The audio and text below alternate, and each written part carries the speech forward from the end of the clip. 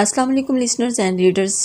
My YouTube channel हमसा नावल में आपकी खिदमत में पेश करने जा रही हूँ तुम मेरे निकाह में हो। नावल बहुत ही रोमांटिक इमोशनल चाइल्डहुड बेस्ड निकाह है, फनी बेस्ड नावल है। लिसनर्स अपने कमेंट्स और लाइक का इजहार ज़रूर कीजिए ताकि हमारी हौसला अफजाई हो सके। तो चलते हैं एपिसोड नंबर 1 की जानिब।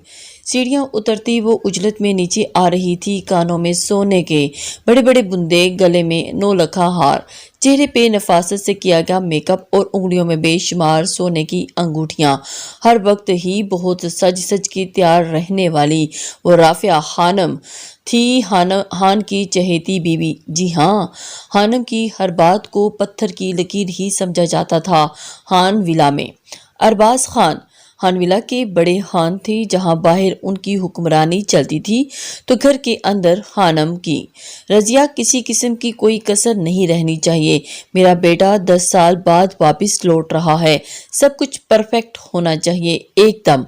नीचे आते ही आर्डर किया, जी हानम कोई शिकायत नहीं होगी, सर झुकाए कहा और सर झुकाए कहती वो वहां से चली गई।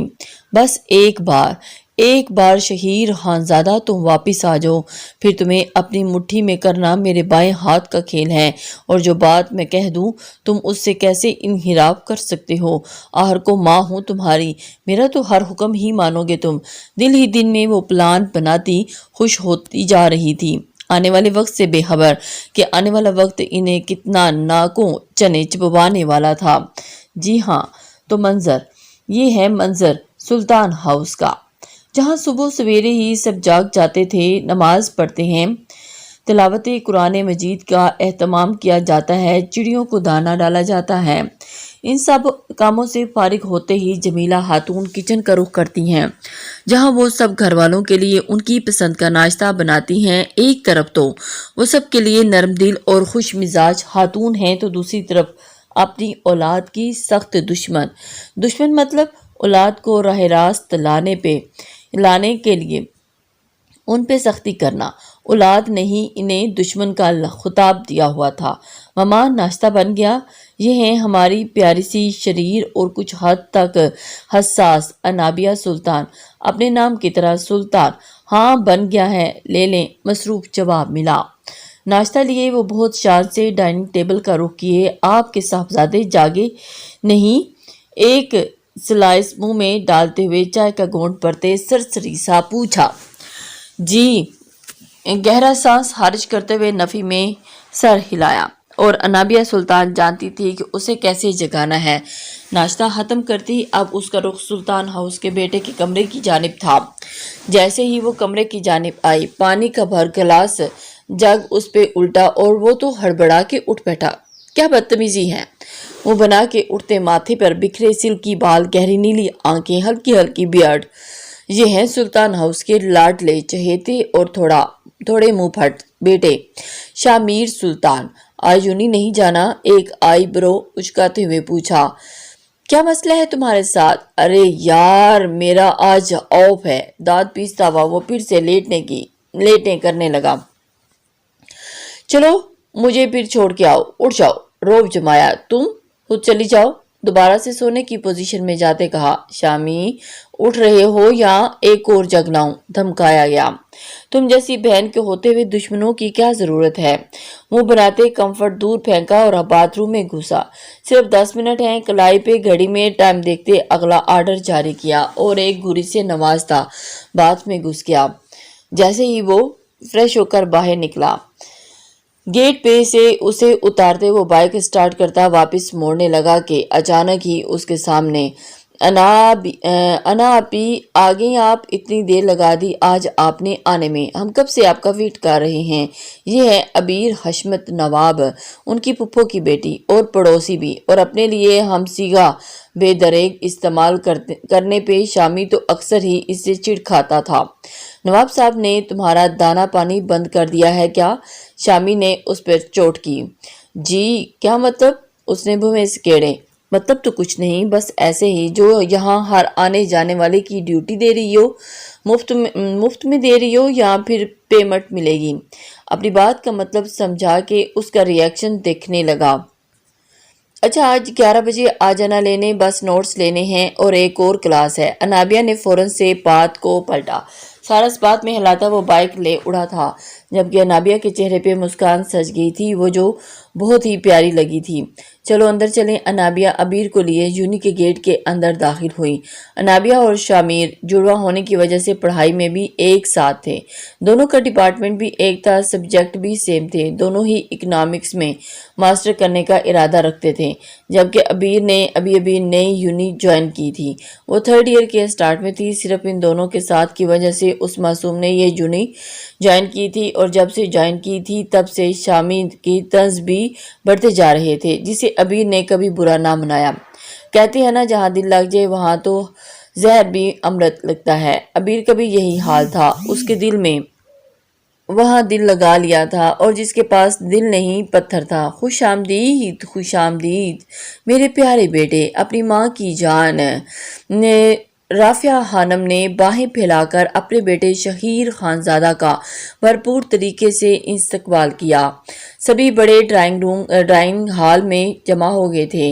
अमेरिका से जैसे ही कोई शहजादा आया था, पूरे एरिया में धूमें मची हुई थी। ये सब जानते हुए कि हेजल आंखें, चेहरे पे एक महसूस सी मुस्कुराहट जो उसकी शख्सियत को चार चांद लगा रही थी। ऊपर से उसकी मुस्कुराहट से पड़ता गाल का डिंपल जो उसकी बियर्ड में खासा नुमाया होता था। अरूज तो पहली नज़र में ही दिल हार गई थी। सबसे बारी बारी मिल रहा था और एक बहुत ग्रैंड पार्टी का इंतज़ाम किया गया था। केक कटते ही शोर हुआ। मम्मा राफिया बेटे को प्यार करते हुए रो दी तो शहीर ने उन्हें सीने से लगाया और माथे पे बोसा दिया। माँ की जान, पूरे 10 साल बाद अपनी शक्ल दिखाई है। कितना याद किया तुम्हें मैंने। बेटे की जान, अब आ गया हूं ना माँ, अब नहीं जाऊंगा छोड़ के अपनी मोरे को। अंदाज भी हानों वाला, लबो लहजा भी हानों वाला। अरबाज खान तो बेटे को देखकर और भी चौड़े हो गए थे। जहां ये फैमिली खुशी मना रही थी, वहीं उनके साथ उनके भाई जुशाना बिशाना तो साथ खड़े थे, लेकिन दिल ही दिल में हसद था एक दूसरे के लिए। उनका सगा बेटा तो ना था, लेकिन आफ्ताब शेर खान उनकी बीवी का पहला बेटा था। जब उनकी शादी हुई तब आफ्ताब शेर खान 5 साल का था। वक्त तो गुजरता रहा, ना उन्होंने आफ्ताब को कबूल किया, ना आफ्ताब ने उनको। अलबत्ता आफ्ताब की ममा नेयाब ने हर मुमकिन तरीके से अपने शोहर के दिल में अपनी जगह बनाने की पूरी कोशिश की। अब भी तो वो शोहर की खुशी के लिए आज के फंक्शन में शामिल तो हो गई थी, लेकिन आफ्ताब शामिल ना हुआ था। उसकी अपनी एक अलग ही दुनिया थी, जहां वो किसी को ना आने देता था और ना वो इस दुनिया से बाहर निकलता था। देखो तो सारे पौधे ही मुरझा गए हैं, कोई पानी नहीं देता। पौधों को भी पानी की ज़रूरत होती है जमीला, उनका भी ख्याल रखा करो, उनकी फेक देखभाल किया करो। आबिदा खातून के चेहरे पे बरसों की थकन थी। जमीला ने माँ को एक नज़र देखा, उन पे बेहद प्यार आया जो पौधों की छाक पटक कर रही थी। अब क्यों उदास होती हैं अम्मा, मैं कर दिया करूँगी, जमीला ने माँ का हाथ थाम के कहा। जमीला, क्या इसे हम याद भी होंगे? न जाने किस उम्मीद पे उन्होंने बेटी से पूछा। दीजिए, वो कुछ भी नहीं भूला होगा, उसे सब याद होंगे। नजरें चुराते हर बार का जुमला बोल दिया। अगर ऐसा होता तो एक फोन तो कर ही लेता अपनी दीजिए को। नहीं, बस यही गम सताई जा रहा था। जमीला चुप होगी। जमीला, क्या उसने किसी से नहीं पूछा होगा मेरे बारे में कि दीजिए कहाँ है? एक पास एक आस एक यास थी। उनका लहजा, उनका अंदाज दर्द से चूर और बेबस। जमीला खातून की आंखें भी नम हो गई थीं। ये सुनते ही क्या पता दीजिए पर पूछा ही होगा। भाभी का तो आपको पता है ना किस तबीयत की है ना, वो टाल दिया होगा। सूखे पत्तों की एक तरफ करती अब वो उठते हुए बोली थी, चलें अंदर चलें, थोड़ा आराम कर लें, आप थक गई होंगी। ये शुगुफ्ता वापस नहीं आई। धीजे ने उठते हुए पूछा। कह रही थी आज आ जाना है, क्या पता शाम तक आ जाएं। माँ का हाथ थामे वो अंदर बढ़ी। फिजा का साथ जाना मुझे सही नहीं लगा। जमीला, सो करो है तो तुम्हारी जेठानी, लेकिन उसका कोई हक नहीं बनता फिजा को यूं अपने साथ ले जाने का। بھلے نکاح ہو گیا ہے اس کا میکال سے، لیکن ابھی ہم نے رخصتی نہیں دی۔ دیجے نے جمیلہ خاتون کا سمجھاتے ہوئے کہا، جانتی ہوں دیجے، میں تو خود اس حق میں نہ تھی، مجھے تو یہ بچپن کے نکاح کی سمجھ ہی نہیں آتی۔ ایک طرف فضا کا نکاح کر دیا چھوٹی عمر میں، تو دوسری طرف انابیہ کا نکاح کر دیا شہیر کے ساتھ، وہ بھی تب جب وہ 9 سال کی تھی۔ کیا حیثیت ہے بچپن کے نکاح کی؟ جمیلہ خاتون دکھ سے بولی، خیر انابیہ کا نکاح میں تو تمہاری رضامندی بھی شامل تھی۔ پانی کا گلاس لبوں سے لگایا، اس وقت حالات ہی ایسے تھے کہ انکار کی گنجائش ہی باقی نہ تھی۔ سوچتے ہوئے بولی، السلام علیکم ورحمۃ اللہ وبرکاتہ لیڈیز۔ اچانک شامی کی آمد نے انہیں چونکا دیا۔ آجو بیٹا۔ دیجے شامی کو دیکھ کر کھل اٹھی، مما کھانا دیں، سخت بھوک لگی ہے۔ ریلیکس ہو کے بیٹھتے کہا، میں ابھی لائی۔ جمیلہ خاتون اٹھ کھڑی ہوئیں، اور پھر کیا ہوا دیجے، آج بڑی چپ ہیں، کسی نے کچھ کہا؟ نہیں بیٹا، بس ایسے ہی، تم سناؤ، پڑھائی کیسی چل رہی ہے؟ دیجے نے مسکراتے ہوئے کہا، A1۔ جمیلہ خاتون وہی کھانا لے آئیں۔ کیا کھانا شروع کیا، لیکن ایک بات دل کو کھٹک رہی تھی، آپ کا پوتا آ گیا ہے امریکہ سے۔ کھانا کھاتے سرسری انداز میں کہا شایان نے، جبکہ رضیہ خاتون اور دیجے کے کان کھڑے ہو گئے اس خبر پر۔ وہ تو حیران تھے کہ اس کو کیسے پتہ چلا، اور ان کی حیرانگی بھی کچھ الگ نہیں تھی، اور وہ تو بنتی ہی تھی، اسی لیے وہ ایک دم سے حیران ہوگی اور متجسس بھی۔ ماما جان سب یہاں ہیں، دیجے کہاں ہیں؟ وہ نظر نہیں آ رہی۔ شہیر کو بہت دیر سے کمی محسوس ہو رہی تھی تو بول ہی دیا۔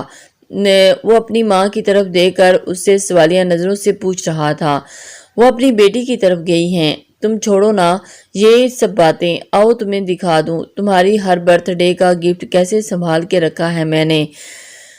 رافعہ خانم نے شہیر کا دھیان ہٹایا، مما بعد میں دیکھ لوں گا، ابھی تھکا ہوا ہوں، تھوڑا ریسٹ کرنا چاہتا ہوں۔ پل میں شہیر کا موڈ بدلا، چلو ٹھیک ہے، ویسے بھی شمع کو بہت بڑی پارٹی آرگنائز کی ہے، سبھی رشتہ داروں کو بلوایا ہے، تب تک آپ ریسٹ کر لو۔ ماتھے پہ بوسہ دیا شہیر مسکرا دیا اور اپنے روم کی جانب بڑھ گیا، جبکہ رافعہ خاتون کے چہرے پہ اب مسکراہٹ نہ تھی۔ کیسے ہیں؟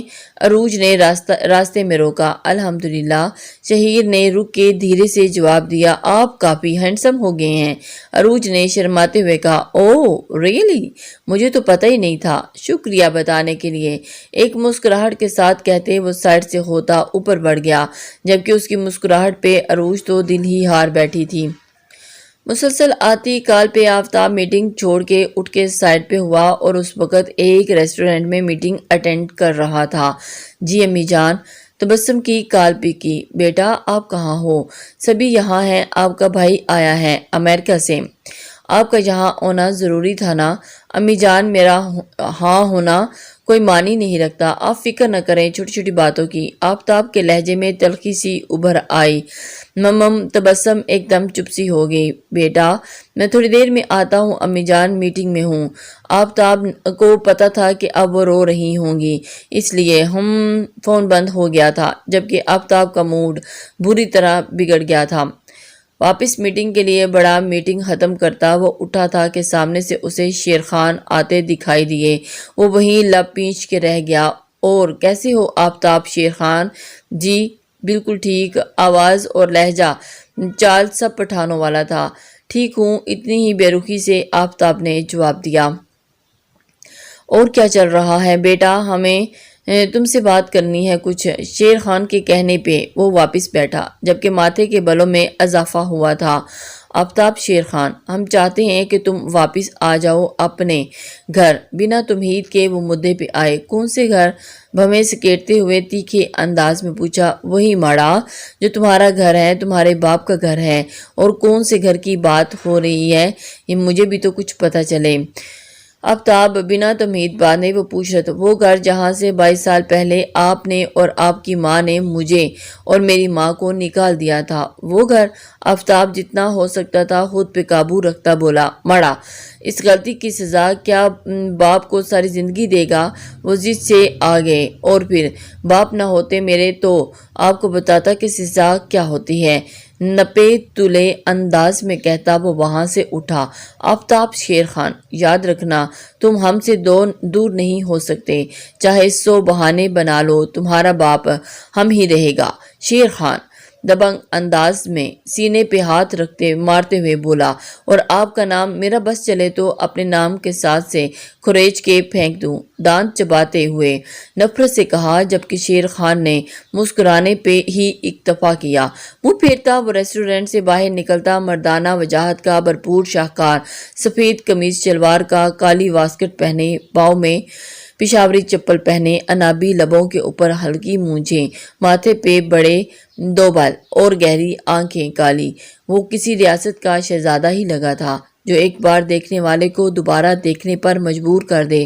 گاڑی کے پاس پہنچا تو گارڈ نے فوراً گاڑی کا دروازہ کھولا اور اسی اثنا میں ایک گولی چلی جس کا نشانہ آفتاب شیر خان تھا، لیکن اس تک پہنچنے سے پہلے کوئی اور اس گولی اور آفتاب کے بیچ میں آ گئی۔